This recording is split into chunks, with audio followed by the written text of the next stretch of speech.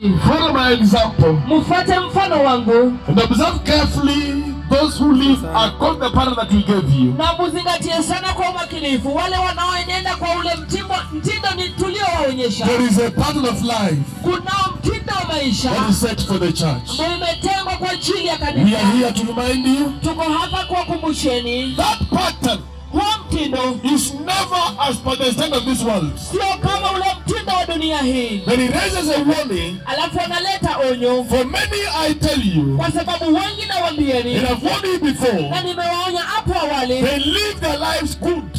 Wanaishi maisha yao vyema kabisa. But lakini they are enemies of the cross. Wao ni maadui wa msalaba. And he says, anasema their destiny ya kwamba mwisho wao is destruction. Ni uharibifu. People will be destroyed. Watu wataangamizwa. Sin dhambi will carry many to destruction. Itapeleka wengi katika uharibifu. Immorality, uasherati, falsehood, udanganyifu, false prophecies, manabii wa uongo na unabii wa uongo. It will carry many to destruction. Itabeba wengi kupeleka katika uharibifu. You better repent.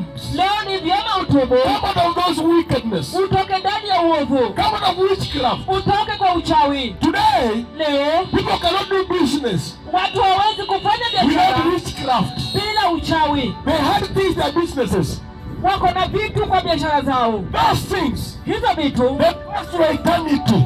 Itakuwa gharimu You will repent today. Ni vyema utubu leo. Receive Jesus. Ukapokea Yesu. Prepare for his kingdom. Ukajiandae kwa ajili ya ufalme wake. Hallelujah. Hallelujah. Welcome my senior bishop here. Nataka nimkaribishe askofu mwandamizi. To bless as you go home. Aweze kutubariki tunapoenda nyumbani. But as she comes, anapokuja, let's receive the Lord together.